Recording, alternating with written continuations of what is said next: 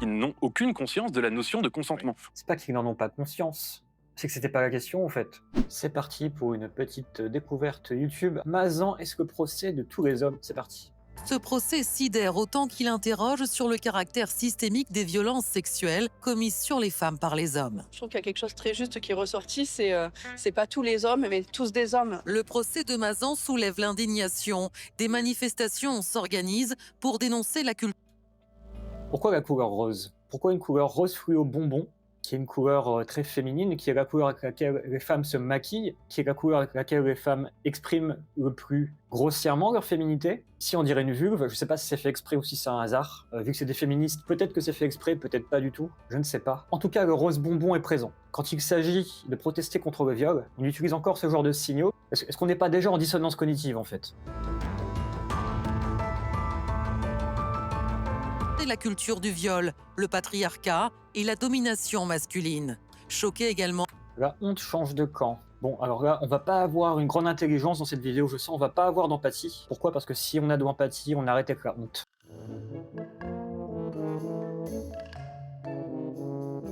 Des hommes expriment une certaine honte, d'autres font leur mea culpa. J'ai pratiqué la masculinité toxique. Je veux dire, j'étais un sale con de mec à plein de moments dans ma vie, sans prendre conscience forcément de cette position de domination, de surplomb, qui est même pas forcément délibérée, mais qui est culturelle, qui est construite socialement.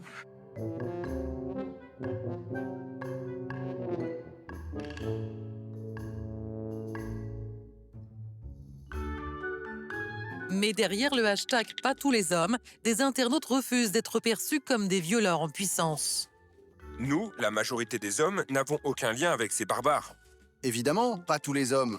En revanche, potentiellement, toutes les femmes peuvent être victimes de détraqués sexuels. Alors tous les hommes doivent-ils se sentir concernés et avoir honte?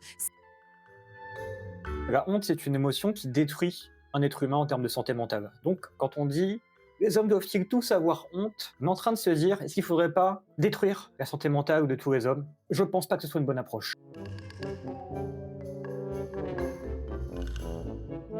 7 ans après le lancement du mouvement MeToo, le procès des viols de Mazan va-t-il marquer un tournant dans la lutte contre les violences sexuelles? Nos trois invités, Tristane Banon, bonsoir. Vous êtes écrivaine, essayiste et éditorialiste pour l'hebdomadaire Franc-Tireur. Votre dernier livre, La paix des sexes, est paru. Non, ce n'est pas le procès de tous les hommes, c'est le procès des défaillances de la société. Il y a une culture de la masculinité qu'il faut interroger, mais elle ne conduit pas automatiquement à la culture du viol. À côté de vous, Anne-Cécile Maillefer, bonsoir. Vous êtes fondatrice et présidente de la Fondation des femmes. Selon vous, ce procès, c'est le procès de la culture du viol. Ce procès, c'est le procès de la culture du viol. Ok. Un système où tous les hommes bénéficient d'un statut de supériorité et de privilège. La domination masculine bénéficie même aux hommes qui n'en veulent pas. Derrière ce procès qui est un procès d'être humain, en fait, c'est pas un procès d'être humain, c'est un procès d'un concept. Ce concept, c'est le procès de la culture du viol. Ce concept, c'est la culture du viol. Et la définition de ce concept, un système où tous les hommes bénéficient d'un statut de supériorité et de privilège, la domination masculine.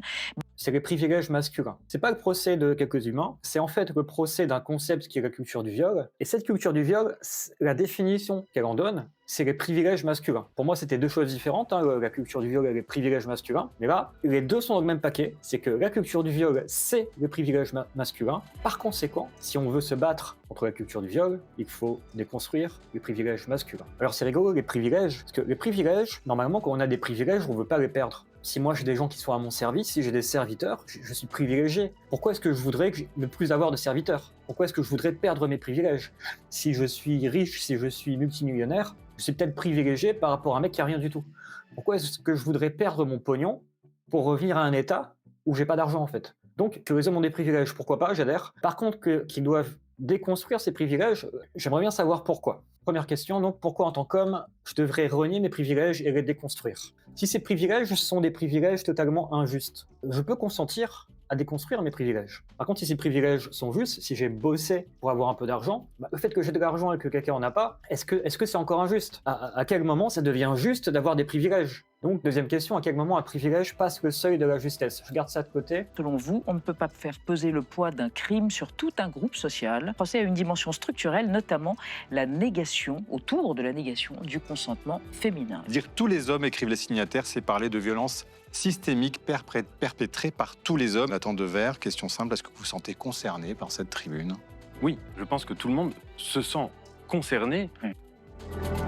Ça commence pas fort du tout, hein. Bon, je pense que tout le monde se sent concerné. Alors monsieur, je sais pas, t'es qui toi pour aller sonder les émotions de tout le monde? Moi je connais des gens, ils se sentent pas concernés. Ils en ont rien à foutre. Moi je me sens concerné. C'est important pour moi de considérer que potentiellement j'ai de la violence systémique masculine en moi, etc. Moi je me sens concerné. Mais je sais aussi qu'il y a des mecs qui en ont rien à foutre. Donc tu pars mal. Non. Je dirais même que ceux qui ne se sentent pas concernés, c'est peut-être les mecs qui ont le plus de chances d'abuser le consentement des femmes, en fin de compte.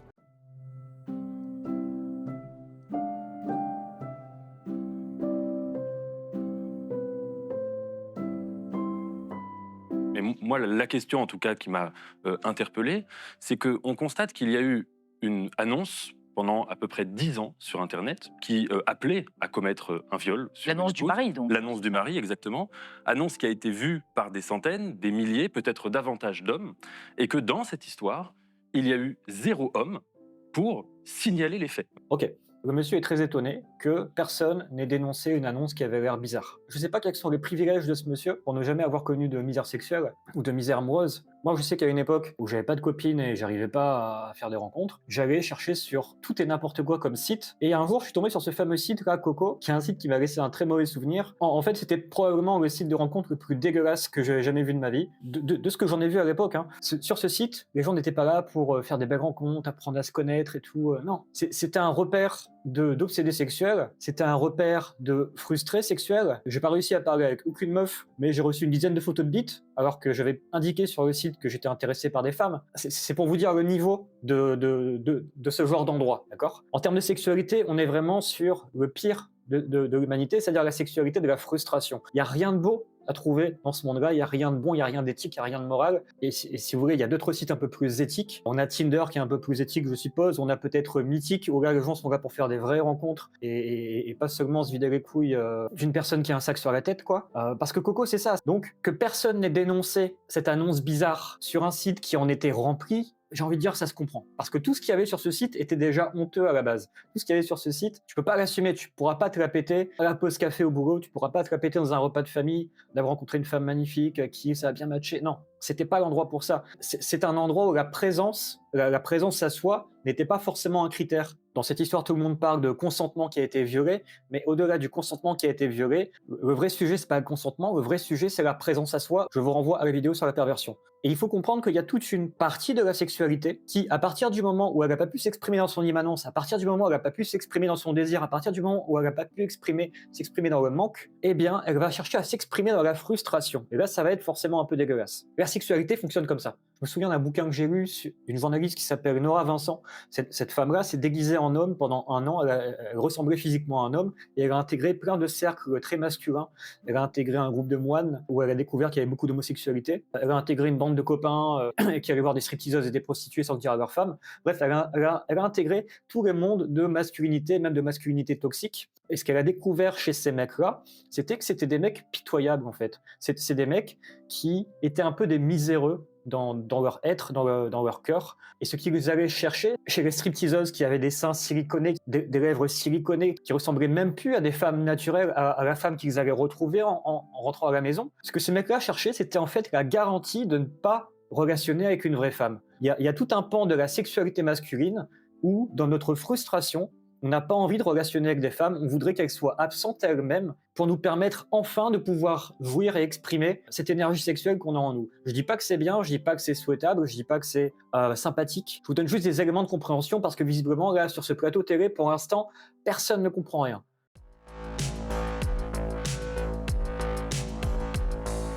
Personne ne comprend rien et personne ne nomme l'énergie sexuelle pour ce qu'elle est vraiment. Je trouve que le niveau est très très bas et ça donne pas beaucoup de sympathie ou d'empathie pour l'humanité. Ça produit simplement une narration avec des grands méchants violeurs et une victime innocente. Cette narration-là, c'est une narration d'enfant. Donc moi, je vous propose d'essayer d'avoir une vision un peu plus adulte de la sexualité. La sexualité, c'est pas forcément quelque chose qui est joli, et c'est pourquoi c'est un sujet que j'aborde souvent sur ma chaîne, pour que vous puissiez mieux en comprendre les mécaniques et pour mieux prendre soin de vous avec cette énergie sexuelle qui, en fait, pour l'instant, dépasse encore les êtres humains. Il y a pas d'études ou de sexologues qui puissent parler de sexualité sans en être un sous-produit. Même moi, là, quand je vous parle, je suis un sous-produit de ma sexualité. Quand je vous parle de sexualité, c'est pas innocent. Quand ces gens-là parlent de sexualité, c'est pas innocent.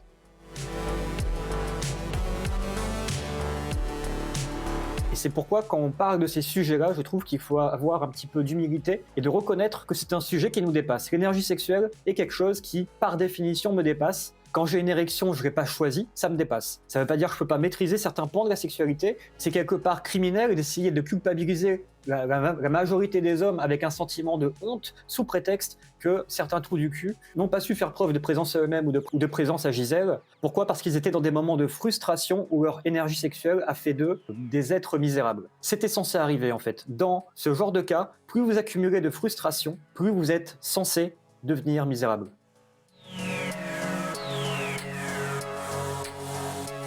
Donc comment on fait ? Est-ce qu'on continue de faire avoir honte à tout le monde, etc. Alors, c'est pas du tout une essentialisation, c'est-à-dire ça n'a rien à voir avec le fait d'être génétiquement un homme. Ça, c'est super. Ça n'a rien à voir avec le fait d'être génétiquement un homme.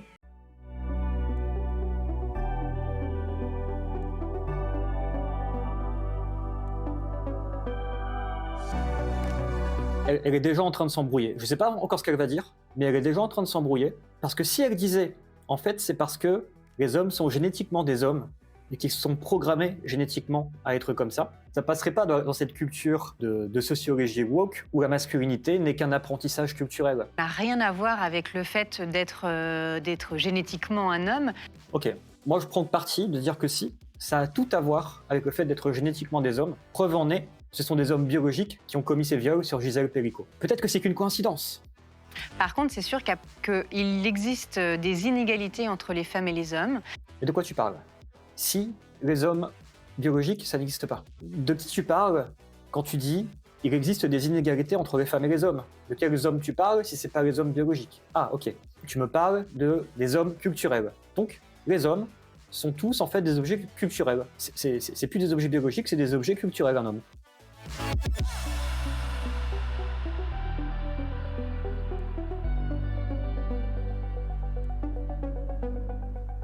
Je vais donner un exemple très concret. On nous a appris depuis petite à avoir tout un tas de réflexes par rapport aux hommes. On va parfois avoir peur de refuser, on va avoir peur de vexer, on va avoir peur de froisser l'ego d'un homme, on va avoir peur dans la rue. Et donc tous ces réflexes-là vont faire que des hommes qui sont des hommes qui n'ont pas forcément ce genre de fantasme horrible d'humiliation et de destruction des femmes. Je rebondis sur la notion de fantasme horrible. Dans certains milieux, comme les milieux BDSM, il me semble que des êtres humains de bonne volonté arrivent à vivre leur fantaisie sexuelle sur base de consentement, ou en tout cas sur base de présence à soi-même, et ils en tirent une forme de jouissance animale, de sentiment de toute puissance, ce genre de truc très égotique. Je vois pas en quoi ce serait forcément des fantasmes dégueulasses. Preuve en est cet article de Emma Watson, qui est une égérie féministe, qui confie être intéressée par le BDSM. Je cite « Je suis légèrement devenue fascinée par la culture kinky, car les personnes qui la pratiquent sont celles qui communiquent le mieux. Elles savent tout sur le consentement.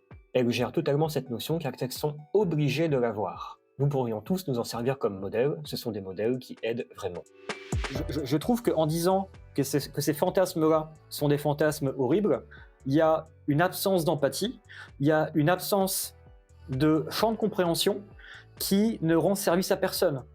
Si tu ne veux pas comprendre ce qui se passe, tout en prétendant raconter ce qui se passe, pour moi, il y a un problème. Vont peut-être avoir face à eux une femme qui va pas forcément oser complètement expliquer ce qu'elle veut ou ce qu'elle ne veut pas. Alors, il n'y a pas de souci, mais une femme qui n'ose pas exprimer clairement ce qu'elle veut et ce qu'elle ne veut pas, c'est une femme qui manque de présence à elle-même. Et en tant qu'homme, quand on tombe sur une femme comme ça, c'est désastreux, parce qu'on ne peut pas savoir, on n'a pas les moyens de savoir si la femme est consentante ou pas. Donc, évidemment, par éthique, on va considérer qu'elle n'est pas consentante. Mais ce dont on a vraiment besoin, c'est de tomber sur des femmes qui sont présentes à elles-mêmes et qui sont capables de dire oui, qui sont capables de dire non. Parce que sinon, c'est pas des femmes, c'est des enfants dans un corps de femme. Parce que c'est le principe d'un enfant, les enfants n'ont pas de sexualité, ils n'ont pas à se prononcer sur ce monde-là, ils sont forcément acconsentants. Et quand c'est une femme adulte qui est acconsentante, moi, ce que j'attends d'une femme qui est acconsentante, et dont évidemment je respecte les limites qu'elle n'est pas capable de poser elle-même, dans ce cas-là je fais un peu son papa, il y a un truc paradoxal, parce que si je dois faire ton papa, alors c'est du patriarcat en fait. Si je te traite comme une enfant dans un corps de femme, ce que tu es en train de me demander subtilement, c'est le retour du patriarcat. La seule manière de sortir vraiment de ce rapport patriarcal, c'est que les femmes apprennent à s'exprimer. Et ça, j'entends beaucoup de podcasts féministes finalement conclure sur cette question-là. En tant que femme, on doit apprendre à s'exprimer pour ne plus être des enfants dans des corps de femmes, mais pour être des femmes dans des corps de femmes. Qu'en fait, à partir du moment où vous êtes un homme dans une relation hétérosexuelle dans la société, il y a des privilèges qui existent et qui sont documentés par des sociologues et par des féministes depuis des dizaines d'années. Et que ces privilèges, même si vous ne les souhaitez pas, ils existent. Et si on les souhaite, il se passe quoi? Quid de tous les hommes qui sont conscients de leurs privilèges et qui sont bien contents de les avoir, qui n'ont pas envie qu'on vienne les déconstruire? Même si vous n'êtes pas dans la caricature de ceux qui vont carrément en tirer profit et avoir des comportements qui sont ultra destructeurs, c'est néanmoins, par exemple, vous voyez, les hommes, on leur coupe beaucoup moins la parole qu'aux femmes. Alors, je ne vous ai pas coupé la parole, mais on va la laisser quand même à votre voisine, parce qu'il faut qu'elle circule, cette parole. C'est vrai ce qu'elle dit. Elle dit que on coupe plus facilement la parole à une femme qu'à un homme, et c'est souvent un homme qui coupe la parole à une femme. Bon, il me semble que, au-delà de l'aspect culturel de l'homme, il y a aussi des aspects biologiques, notamment dans la prise de risque. Un homme coupe la parole à une femme parce qu'un homme, il est dans la prise de risque. Et ça fait même d'ailleurs, je trouve, une bonne définition de la masculinité, de qu'est-ce que c'est un homme. C'est quelqu'un qui prend des risques rationnels ou pas, mais on mesure quelque part la masculinité d'un homme au taux de risque qu'il est capable d'endosser. Tandis qu'une femme qui prend des risques, on va peut-être moins respecter ça. Vous êtes d'accord avec cet héritage inné, j'allais dire, des privilèges C'est pour pas les inné, hommes? hein. C'est de l'acquis. Acquis, vous avez Mais raison. c'est très différent. Oui, Non, Tristan Banon. À la fois être d'accord.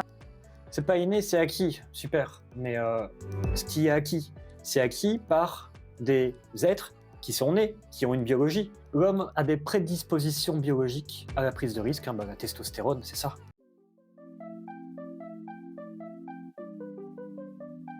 Allez, on continue. Je trouve juste que ce procès n'est absolument pas le procès De tous les hommes. mais surtout le bon procès pour parler de tout ça. Et en parlant de la masculinité en général au sujet de ce procès, je pense qu'on passe à côté de tout ce que ce procès a à nous apprendre.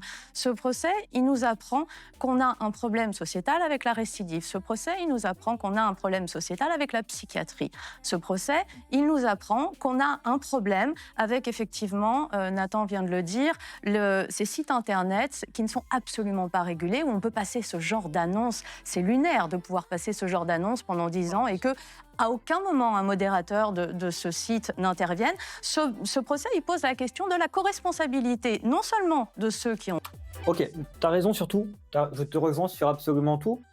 Par contre, est-ce que aussi, en ajoutant à tout ce que tu dis, est-ce que ce procès aussi pose la question de la frustration sexuelle? Mais aussi de ceux qui sont allés jusqu'au domicile et qui sont repartis parce que finalement, ils n'ont pas voulu aller jusqu'au bout. Et qui n'ont rien dit. Il pose toutes ces questions-là, ce procès. C'est pas qui fait le procès des hommes dans leur... Non, qui n'ont rien. Mais c'est normal que tu dis rien, enfin. Puisque toi-même, t'es déjà dans un move de frustration, tu peux pas assumer d'énoncer ce qui se passe. Parce que si tu dénonces ce qui se passe, tu te dénonces toi avec. Tu te dénonces que, t'étais à 2 doigts près de le faire ou pas, quoi. Justement, il ressemble à Monsieur Tout-le-Monde, mais c'est plus compliqué encore que ça, puisqu'on va en parler avec vous, Anna. Ouais. Un hebdomadaire a eu accès au dossier, et ce ne sont pas forcément des hommes qu'on peut qualifier par Monsieur Tout-le-Monde. Non, c'est pas compliqué, c'est vous qui rendez tout ça compliqué, là, vous voulez pas voir en face ce que c'est que l'énergie sexuelle, c'est tout. Si vous regardez en face, c'est très simple ce qui se passe. On est dans la sexualité, du désir, du manque et de la frustration. Dans cette sexualité-là, on veut pas coucher avec un être humain, avec un petit cœur qui bat, avec son imaginaire, avec sa personnalité, etc. Dans cette sexualité-là, on veut coucher avec une image, avec un simulacre. Ce que disait Nora Vincent sur ces stripteaseuses totalement siliconées qui se sont transformées en poupées gonflables humaines. C'est plus vraiment des femmes, ce sont des simulacres de femmes, avec tous les traits féminins, entre guillemets, hyper exagérés. En biologie, on appelle ça une hypertérie, et les hypertéries sont intrinsèquement sexuelles. Et chez les êtres humains, la variante de ça, c'est ce qu'on appelle l'hyperréalité. Et notre société produit ça en masse, en fait. Notre société produit des simulacres, des hyperréels, un mode d'existence dans lequel la présence n'est pas requise. Vous parlez de consentement, mais derrière le consentement, vous ne savez pas ce que c'est que la présence, en fait. Je le sais, parce que moi aussi, comme vous, je faisais le perroquet à l'époque, consentement, gna gna gna, à l'époque où j'étais féministe. Ça ne m'a pas empêché d'avoir des relations sexuelles traumatisantes, en fait. Par contre, depuis que j'ai découvert la présence, ma sexualité s'est assainie. Donc si vous ramenez ça à une histoire de consentement, vous ramenez ça encore à une histoire de simulacre. Vous êtes en train de demander des meilleurs simulacres. 13 ont été victimes de graves violences physiques et sexuelles pendant l'enfance. Certains sont dépressifs et présentent des addictions à la cocaïne ou à l'alcool. Mais surtout, 23 possèdent un casier judiciaire. Alors la plupart pour des infractions routières, mais tout de même, 5 d'entre eux ont un casier pour violences aggravées, escroquerie et trafic de stupéfiants. Et 3 pour violences sexuelles. Là, quand on voit ces profils, est-ce qu'on maintient le fait qu'il s'agit d'hommes ordinaires? C'est des hommes ordinaires frustrés. Le sujet autour duquel vous tournez sans jamais vraiment y aller, c'est la frustration. On dit aussi sur la masculinité et le fait que c'est toxique pour la société, la virilité toxique, la masculinité toxique, c'est que, en fait... Waouh, en fait, quand un mot suffit pas et qu'il faut que tu ajoutes 2 autres mots derrière pour renforcer ton idée, c'est peut-être que ton idée de base, elle est pas bonne, en fait. La masculinité toxique, la virilité toxique, la masculinité virile toxique. Vas-y, rajoute des mots encore. C'est pas parce que tu rajoutes des mots que tu sais de quoi tu parles. En fait, on va avoir des profils d'êtres humains qui sont violents et qui vont être violents à plein d'endroits et à plein d'égards. Moi, je vous promets, ça me rend violent d'écouter ces gens-là. Ça me met en colère. Mais peut-être que je suis en colère parce que je suis masculin, viriliste, toxique. Bon, si vous connaissez la chaîne, je vous laisse juger par vous-même. Hein. Et qui vont causer des torts à la société de plein de manières différentes, particulièrement aux femmes, mais pas que. On a vu ressurgir ce fameux hashtag « Not all men », pas tous les hommes. Et là, pour le coup, je suis quand même d'accord avec eux sur un truc, c'est que tous les hommes sont potentiellement des violeurs. Ça fait partie de la définition d'un homme ou de la masculinité, violeur potentiel. Et quelque part, plus un homme, ce que je vais dire là est horrible, hein, mais je le dis quand même si ça peut vous donner un élément de compréhension. Plus un homme va avoir un comportement de violeur, plus on va dénoncer cet homme-là comme étant l'apogée de ce que c'est que la masculinité toxique. Mais si ça en est l'apogée, ça veut donc dire que la définition d'un homme, c'est que c'est un violeur, et qu'un homme très homme, il est très violeur. Vous voyez ce que je veux dire ? Si la masculinité toxique, c'est l'apogée de ce qu'on ne veut pas que les hommes soient, alors qu'ils le sont, c'est qu'au bout d'un moment, si vous voulez vraiment associer tous les hommes sont des violeurs, il faut assumer ça jusqu'au bout. Il faut dire que, ok, dans ce cas-là, un homme est d'autant plus masculin qu'il a des capacités à être un violeur, que ce soit un violeur en termes physiques, que ce soit un violeur en termes émotionnels et mentaux aussi. Je parle des pervers narcissiques, d'accord ? Et ben, les pervers narcissiques sont aussi considérés comme faisant partie de la masculinité toxique. Bon. Donc c'est pas pour cracher sur les hommes que je dis ça, c'est pas non plus pour encourager les hommes à être des violeurs évidemment, mais c'est pour rejoindre quand même le propos de cette émission à un endroit où je trouve qu'ils ont raison, c'est que il faut conscientiser qu'on a de la violence potentielle en nous, qu'on a de la prédation potentielle en nous et que si on fait pas gaffe, eh bien on va créer du malheur en fait. Moi j'ai pas envie de créer du malheur, donc j'essaie d'être masculin sur d'autres trucs que l'aspect violeur de la force. Mais je ne crois pas que l'on puisse un jour définitivement retirer l'aspect violeur de l'équation homme, d'accord ? Pour moi c'est un truc qui a toujours été là, qui sera toujours là. Et parce que ça a toujours été là, que ça risque potentiellement d'être toujours là, c'est pour ça qu'il faut être prudent, c'est pour ça qu'il faut apprendre aux hommes à se tenir. Et là, pour moi, il y a toute une partie de la culture masculine que j'aime bien, c'est la culture de la masculine qui dit qu'un homme est respectable si cet homme sait se tenir. Ça, pour moi, c'est de la masculinité qui n'est pas toxique. Vous me direz ce que vous en pensez. Et encore, je sais que cette définition-là, je suis très biaisé, parce que moi je suis quelqu'un qui sait se tenir et même qui a le biais de trop se tenir. Je me tiens trop. Donc je suis jugé parti quelque part.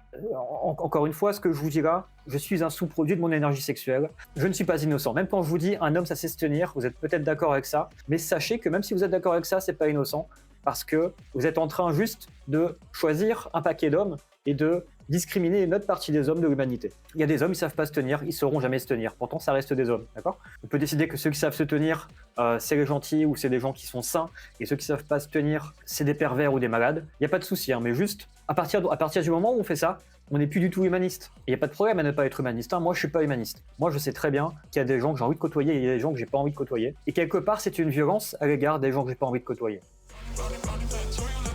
Je reviens à ce qui, à mon avis, est le fait de cette affaire, c'est qu'il y a eu 0 homme pour être du bon côté. Et ça, on peut formuler ça de mille et une manières, mais ça nous tend quand même un miroir à notre société. Alors ensuite, j'entends ce qu'a révélé l'hebdomadaire. Attends, quoi? Il y a eu 0 homme du bon côté? Pourquoi? Parce que même ceux qui ont vu l'annonce et qui n'ont pas été, ils n'ont pas dénoncé. Ah, d'accord.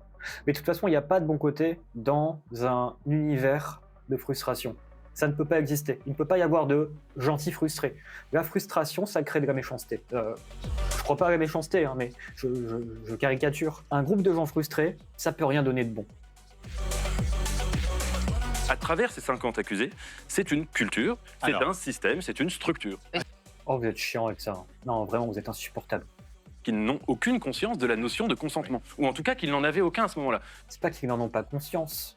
C'est que c'était pas la question, en fait. Bon, en fait, c'est même pire que ce que vous imaginez. En fait, c'est comme si vous pouvez pas regarder en face à quel point la sexualité, ça peut être cruel. Un mec frustré, le consentement n'est pas la question. Il n'a pas les moyens de se poser cette question-là. Et par conséquent, il va chercher à se tourner vers des solutions dans lesquelles il n'aura pas à se poser la question. Ça peut être regarder un porno. Hein, quand on regarde un porno, on ne veut pas savoir si l'actrice était vraiment consentante ou pas.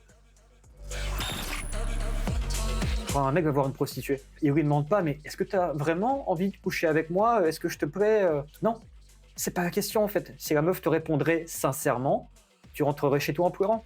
Donc, dans la sexualité masculine, existe un endroit où on peut coucher et jouir sans le consentement de la personne. Et pas que dans la sexualité masculine, hein. Je connais des nanas. Pareil, le consentement des mecs, ils s'en battent les couilles. C'est des violeuses. Mais c'est des violeuses, ça va quoi. Quand c'est des meufs, les mecs disent rien parce que sinon ils auraient honte de dire j'ai été violé, etc.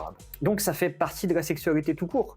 Mais si ça fait partie de la sexualité tout court, des hommes et des femmes, pourquoi est-ce que vous pouvez pas le considérer là? Pourquoi est-ce que sur ce plateau, tout le monde fait genre « Oh, ça pourrait jamais être moi, il faut aller voir des études scientifiques pour essayer de comprendre, c'est peut-être la culture du machin... » Est-ce que les meufs qui violent des mecs, est-ce que ces nanas-là, elles ont de la masculinité toxique?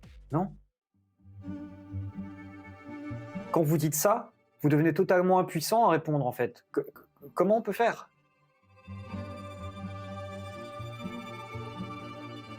Un homme, c'est pas innocent. Une femme, c'est pas innocent en termes d'énergie sexuelle. À partir du moment où tu existes, tu n'es plus innocent. C'est fini. À partir du moment où tu existes, il y a des gens, ils vont peut-être être attirés par toi. Il y a des gens, ils vont peut-être être dégoûtés par toi. Tu vas avoir, par ta simple existence, autour de toi, des effets d'attirance et de répulsion. Quand on est un enfant, je veux bien considérer les enfants comme innocents. Mais quand on se prétend adulte, il faudrait peut-être commencer à se responsabiliser là-dessus, sur l'énergie sexuelle. Et je parle pas là de mettre un voile aux femmes. Je parle pas là de castrer les hommes. Mais de conscientiser en fait à quel point notre société est profondément sexuelle, sexuée, qu'elle produit du désir, du manque et de la frustration non-stop au quotidien, et que c'est l'accumulation de tout ça qui se décharge dans ces poubelles d'internet comme Coco là. Et si vous supprimez ce genre de site, cette énergie-là ira ailleurs. Cette énergie-là du sexe, de la frustration et de la non-présence, cette énergie-là ira ailleurs.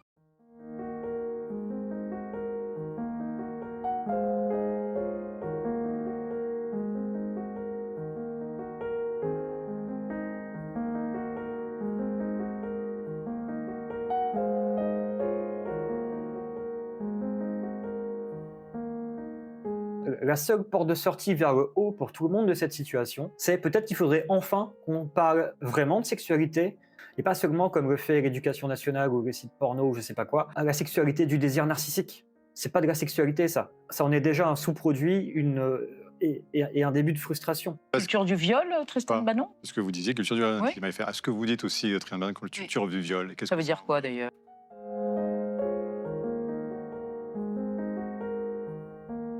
Bon, ça, je vous en ai déjà parlé plusieurs fois. La culture est intrinsèquement une culture du viol. Je vous en avais parlé dans la vidéo « Tout me traumatise tout le temps ». Dans cette vidéo, je posais une hypothèse simple, qui en fait pour moi est une observation. C'est que la culture est intrinsèquement une culture du viol.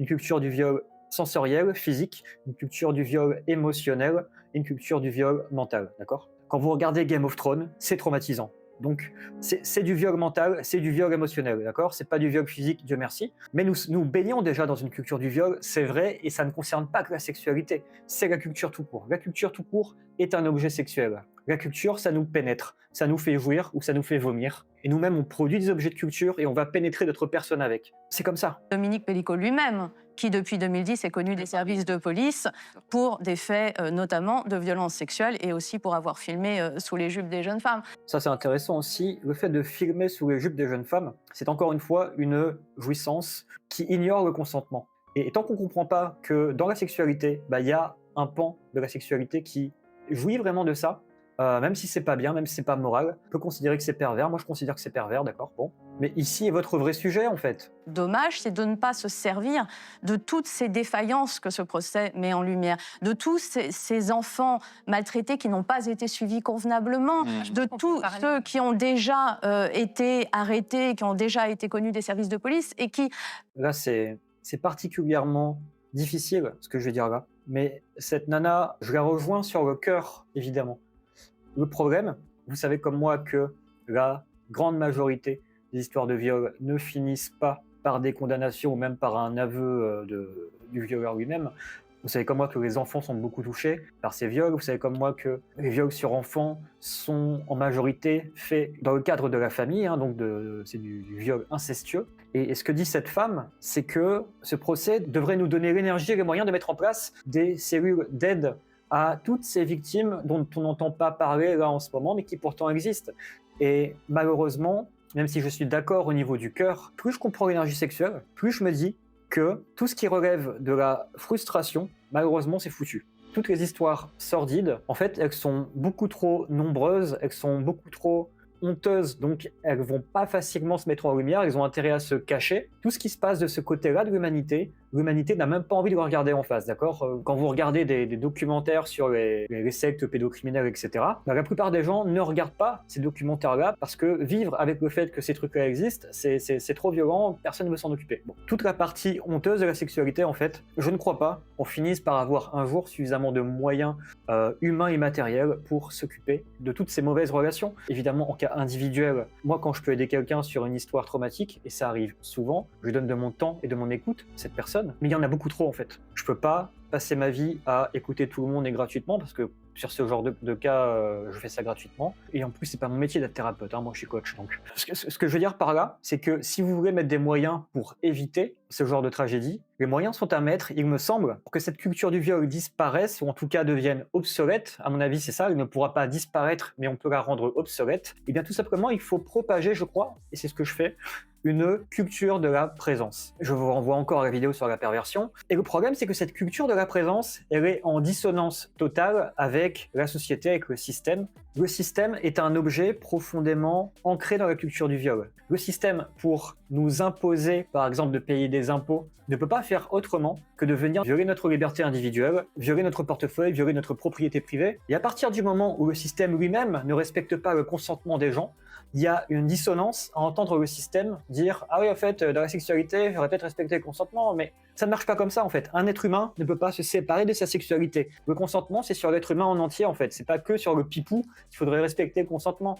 C'est pas que sur l'anus ou le minou qu'il faudrait respecter le consentement, c'est sur l'entièreté de la personne. Donc je vous rejoins aussi sur l'aspect systémique, c'est-à-dire que tout est à revoir en fait. Si vous voulez vraiment vous occuper de cette question-là de la culture du viol, tout est à revoir, tout le système. Pardon, moi je vais vous donner un autre exemple. 88%, je crois, des infanticides sur bébés sont commis par des femmes. Je suis mère de 2 enfants.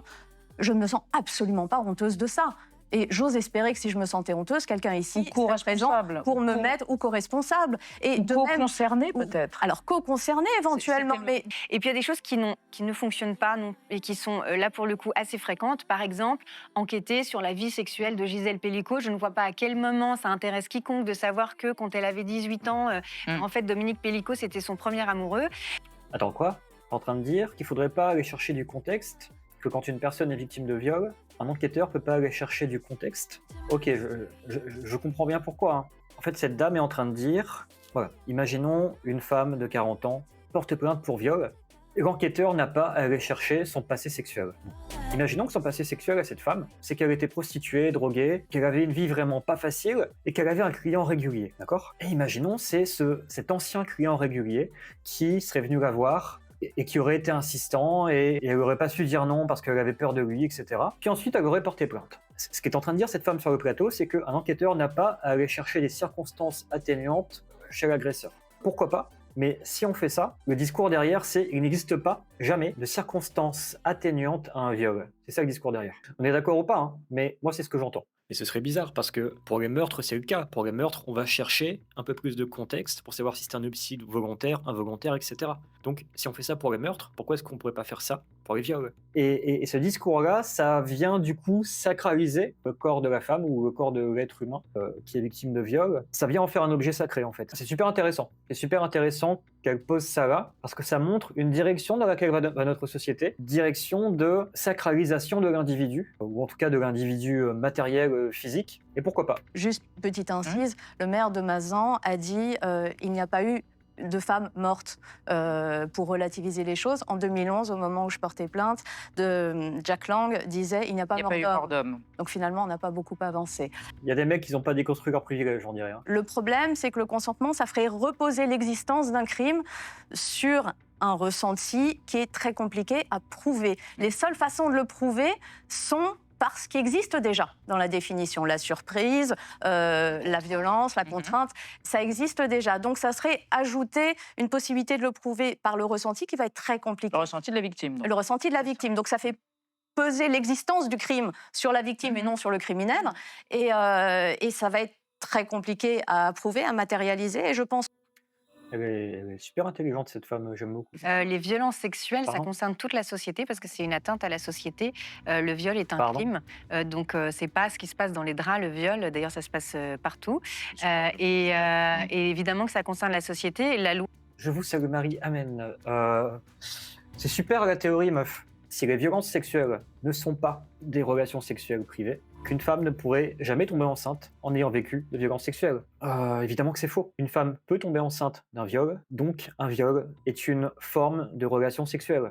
Les violences sexuelles, ça concerne toute la société parce que c'est une atteinte à la société. Et il y a plein de gens qui ont vécu des abus sexuels, qui n'ont pas envie que la société soit concernée. Ils ont envie que ça les regarde eux-mêmes, en fait, eux et leurs conjoints, eux et leurs conjointes. Ils ont envie que ça se règle de manière humaine et pas de manière sociétale, pas avec la justice. Je dis pas que c'est pas bien d'aller à la justice, hein, mais je dis que toi, tu es en train toujours d'être dans un déni d'altérité et de ne pas comprendre de quoi tu parles pour mieux vendre ton idéologie féministe. Le viol est un crime, donc c'est pas ce qui se passe dans les draps, le viol. D'ailleurs, ça se passe partout. Et évidemment que ça concerne la société. La loi, elle doit évidemment le punir. Des incantations, c'est des incantations. Non, la loi ne doit pas évidemment le punir. Parfois, ça arrive que une victime et son violeur réussissent à communiquer et à établir une forme de pardon. Il y a des victimes qui pardonnent à leur violeur sans avoir besoin d'aller porter ça en justice. Je dis pas que tout le monde doit faire ça, d'accord ? Mais je dis juste que ça existe. Et toi, quand tu dis que ça doit forcément se finir à la justice, tu es dans le déni d'altérité de toutes les personnes qui ont réussi à régler ça de manière très courageuse et humaine. Je dis pas que c'est pas courageux et humain d'aller à la justice, mais je dis que pour une victime de viol, réussir à pardonner son violeur, c'est quelque chose d'extrêmement courageux et humain. Et je trouve ça scandaleux que sur un plateau télé, ce genre d'alternative humaine ne soit pas pris en compte. Je trouve ça scandaleux que l'on parle vaguement de punition. Qui va punir dans l'histoire? Est-ce que c'est toi qui punis? Non, c'est un système qui punit à ta place. Et ce système qui punit à ta place, c'est qui? Est-ce que c'est des hommes ou des femmes?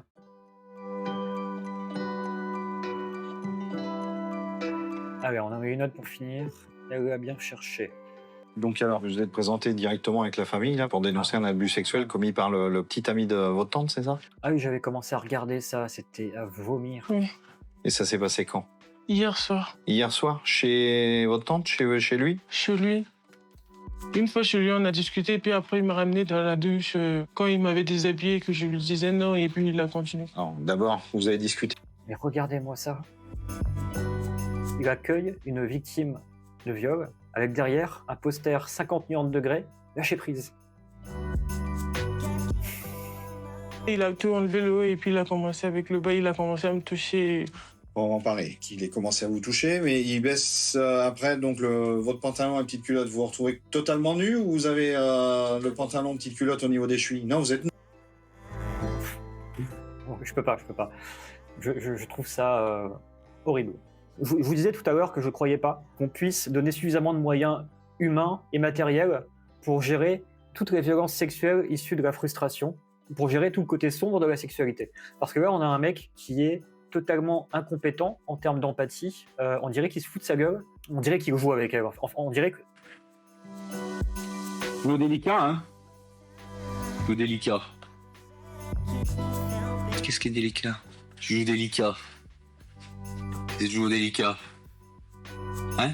Ben, quoi délicat? Je te dis, c'est toujours délicat. Ben oui. Donc à ce moment-là, quelle est votre réaction? Vous restez sans réaction ou est-ce que vous pouvez crier, sortir de la pièce Je lui ai dit que c'est pas... Téléphoner à votre tante? Non, parce que mon téléphone était resté dans mon blouson dans son salon et je lui disais non, que je voulais pas et tout. Ben, j'ai essayé de le repousser, mais bon, Pareil, ce truc de dire à une victime « t'aurais pu crier, t'aurais pu téléphoner », mais jamais tu fais ça en fait. Tu ne sais pas.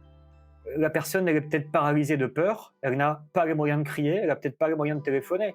De lui dire, de lui faire l'inventaire de tout ce qu'elle aurait pu faire et qu'elle n'a pas fait, c'est créer chez la victime un sentiment d'impuissance encore plus fort. Tu te sens comme une merde en tant que victime quand on te dit ça. Et pourquoi t'as pas fait ça? Pourquoi t'as pas fait ça? Ah putain, j'ai pas pu. Ah bon, allez, j'en ai marre. Qu'est-ce qu'on retire de tout ça? Pourquoi, en tant qu'homme, je devrais renier mes privilèges, les déconstruire? On ne sait toujours pas. Ensuite, à quel moment un privilège passe le seuil de la justesse? Cette question-là n'a pas été évoquée non plus dans l'émission, hein, donc on parle de privilèges, mais sans dire comment ils sont arrivés là, si ce n'est que voilà, un héritage culturel obscur, et certainement pas avec des facilités génétiques, hein, d'après ces gens. On en a quand même retiré la définition d'un homme. Ça pourrait être le titre de vidéo, tiens, qu'est-ce qu'un homme? Prise de risque, bâtir des trucs, violeur potentiel. La masculinité, c'est ça. Et donc, si vous voulez développer votre masculinité, il vous faut donc prendre des risques, bâtir des trucs, et je dis pas qu'il faut violer des gens, mais dans les différents types de viols, il y en a un qui est interdit, c'est le viol physique, donc ça, non. Par contre, il y a encore deux types de viols qui sont autorisés par la société. Ce sont les viols émotionnels et mentaux. C'est avec ça, par exemple, qu'on fait de la propagande de guerre. C'est avec ça qu'on vous fait voter pour tel ou tel candidat aux élections. Et pour ce qui est du viol mental, il y a un mot américain pour ça, c'est le mindfuck. Et vous savez que notre socioculture adore ça, donc si vous avez la capacité de péter le cerveau des gens, bah ils vont se souvenir de vous et ça fera de vous quelqu'un de très masculin ou ça fait de vous un bon violeur mental. Je dis ça pour dédiaboliser le mot viol, ça peut paraître bizarre, mais je ne crois pas que diaboliser n'importe quel mot soit une solution qui puisse aider des gens. Même le mot meurtre, eh bien, en des cas de légitime défense, c'est peut-être ok de tuer votre agresseur plutôt que de vous faire tuer. C'est pourquoi, pour ma part, je dédiabolise absolument tous les mots que je rencontre. Je leur trouve toujours les endroits où ils sont acceptables et les endroits où ils ne sont pas acceptables. C'est pas parce que notre société valorise le viol émotionnel et mental que c'est forcément éthique ou sympathique, hein. C'est aussi avec ça que fonctionnent les pervers narcissiques, en jouant avec vos émotions, en jouant avec votre esprit, d'accord? C'est pourquoi cette masculinité dont je parle depuis le début a besoin d'une forme d'éthique, hein. Je vous ai donné la mienne, ça consiste à savoir se tenir. Moi, personnellement, quand je vois une jolie fille en mini-jupe qui passe à côté de moi dans la rue, animalement, je peux avoir envie de lui mettre une main au cul. Est-ce que je le fais? Non. Pourquoi? Parce que j'ai appris à me tenir. Donc ça, c'est un apprentissage culturel, et c'est un apprentissage culturel de la masculinité saine, d'accord? Donc, est-ce qu'on peut arrêter de parler de masculinité toxique? Pourquoi est-ce que le sujet qui est présenté par ces émissions n'est pas la masculinité saine? Pourquoi est-ce qu'on ne la met pas en avant? Pourquoi est-ce que vous voulez jeter le bébé avec l'eau du bain, en fait? Parce que si masculinité est égale viol est égale pas bien, alors vous êtes en train de détruire chez les hommes aussi ce qui leur permet de prendre des risques. Par exemple, quand un pompier va éteindre un incendie, bah vous êtes peut-être bien content qu'il y ait des pompiers. C'est-à-dire que vous êtes en train de créer une masculinité basée sur la non-prise de risque, c'est-à-dire la lâcheté, basée sur le fait de ne pas bâtir des trucs, donc le fait d'être des branleurs, et basée sur le fait de n'être plus un violeur du tout, ni physiquement, ni émotionnellement, ni mentalement. On obtient donc dans cette masculinité féministe lâcheté, branleur, et je cherche un mot là pour dire l'inverse d'un violeur. Bah, je crois que c'est ce que les droitards appellent un homme soja. J'aime pas trop ce mot. On va essayer de trouver l'inverse sémantique du viol. Si le viol, c'est se faire affecter sans consentir / pouvoir en jouir, alors un violeur, c'est quelqu'un qui affecte les autres dans le déni du consentement et de la présence / jouissance de l'autre. Par conséquent, le non-violeur, c'est quelqu'un qui n'est pas foutu d'affecter autrui, même avec consentement et même avec présence. Donc c'est quelqu'un qui a totalement perdu sa vitalité sexuelle. Le non-violeur, c'est quelqu'un qui n'est pas capable d'affecter autrui, même avec le consentement de la personne et même avec la présence de la personne. C'est-à-dire que moi, dans la relation, j'ai envie d'être affecté par la personne que j'aime, j'ai envie que cette personne me bouleverse de son existence. Et bien, si cette personne-là a totalement réduit, détruit son violeur intérieur, cette personne-là ne va jamais oser m'affecter, ne va jamais... Par exemple, il ne va plus me faire de surprise, il ne va pas me faire de cadeaux. Il n'y aura plus aucun jeu entre nous. Pourquoi ? Parce que cette personne aura trop peur de me traumatiser, de me troubler en m'affectant trop fort. Je vais le reformuler comme ça, pas capable de surprendre autrui. Et on n'est pas capable de surprendre autrui quand on devient très très prévisible. C'est-à-dire qu'on devient une machine, c'est-à-dire qu'on devient un automate. Voilà, c'est ça. L'inverse du violeur, c'est un automate. Un automate ou un PNJ, ce mot-là est à la mode, quelqu'un dont le comportement est programmé, quelqu'un qui ne peut jamais vous surprendre. Cette personne-là est ennuyeuse à mourir et ne va pas pouvoir nourrir une relation. Donc, il faut faire très attention si vous êtes un peu féministe, déconstruit, etc. Vous avez raison de déconstruire dans la masculinité tout ce qui est toxique. Moi, j'ai été le premier à le faire. Mais pour autant, attention à ne pas tomber là-dedans, dans cette masculinité féministe de la lâcheté, du branleur et du PNJ. Parce que là, on arrive à cette contradiction, et j'ai entendu beaucoup de témoignages de femmes féministes, c'est comme ça, qui disent « bah voilà, mon homme est totalement déconstruit, je n'ai plus aucun désir pour lui, et par conséquent, je suis devenue libertine, et maintenant je vais coucher ailleurs, et puis voilà. » Et évidemment, elles vont coucher avec des mecs qui ne sont pas des masculins féministes avec lâcheté, branleur, PNJ, elles vont coucher avec des mecs qui savent prendre des risques, bâtir des trucs, et qui sont des violeurs potentiels. Tous les hommes doivent-ils se sentir concernés et avoir honte ? La honte, c'est une émotion qui détruit un être humain en termes de santé mentale. Donc, quand on dit « les hommes doivent-ils tous avoir honte ?», on est en train de se dire « est-ce qu'il ne faudrait pas détruire la santé mentale de tous les hommes ?»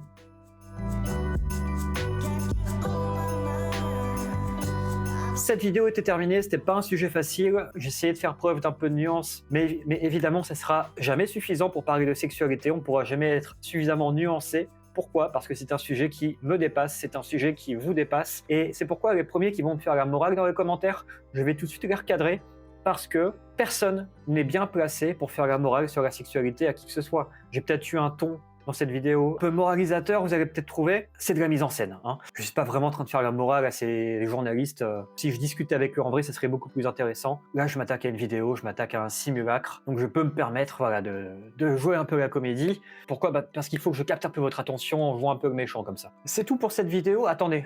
À quel moment un privilège passe le seuil de la justesse ? À quel moment un privilège devient juste ? On ne sait pas, mais par contre, on sait maintenant, les femmes devraient avoir le privilège de ne plus être violables. Pas que les femmes, les humains.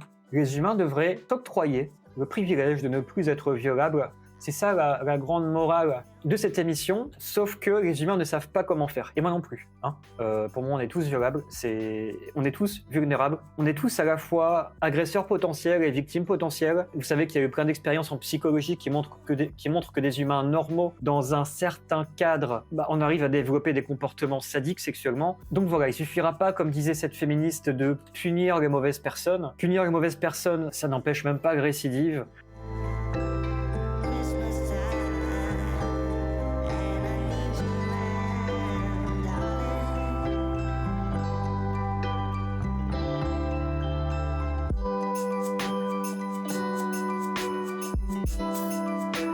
C'est un sujet difficile, j'ai pas de solution magique à ça malheureusement.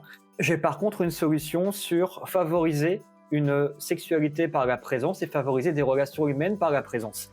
Et je vous renvoie encore à la vidéo sur la perversion. C'est ce truc-là qui, pour moi, a le plus de potentiel de manière systémique, faire disparaître et rendre obsolète la sexualité de la frustration. Cette sexualité-là, elle est misérable, elle est même pas kiffante. Quand on fait l'amour en étant frustré, à la fin, on n'est même pas satisfait. Donc, même les gens qui vivent ça, qui commettent ces actes, à la fin, ils en ont honte parce qu'ils n'ont même pas été satisfaits, ils en ont tiré un petit plaisir sadique, mais pas un vrai bonheur, pas une vraie joie. Et par conséquent, on a le pouvoir de rendre obsolète cette sexualité-là, miséreuse et destructrice. Et enfin, est-ce qu'en tant qu'homme, je devrais renier mes soi-disant privilèges et les déconstruire?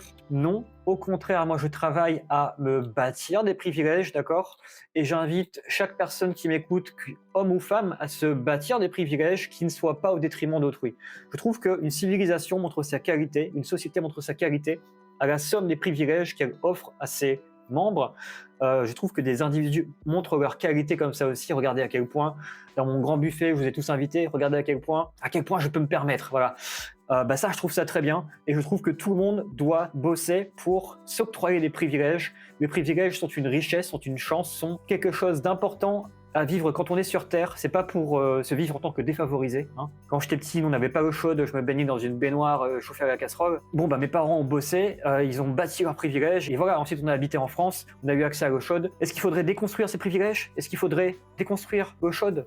Non, en fait, vous êtes fous, quoi. C'est quoi toute cette mode de gens obsédés par la déconstruction des privilèges alors que vous devriez être obsédés par la construction de vos privilèges? Allez, j'en ai marre de vous, là.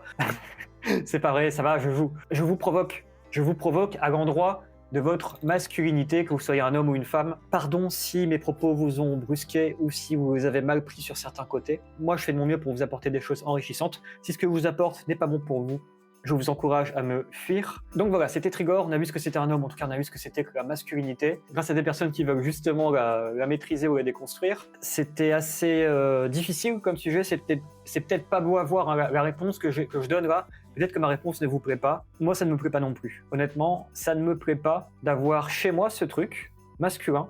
Je ne l'ai pas choisi, mais c'est en moi en fait. Et je ne vais pas essayer de déconstruire ça, parce que ça, pour moi, c'est une force vitale. Je suis très content de me réveiller avec ça, en fait. Et si la définition de la masculinité que je vous donne là vous choque, attendez que je fasse une vidéo sur la féminité. Non, je crois que YouTube n'est pas prêt. On verra ça une autre fois. C'était Trigor, je vous dis à bientôt pour une prochaine vidéo.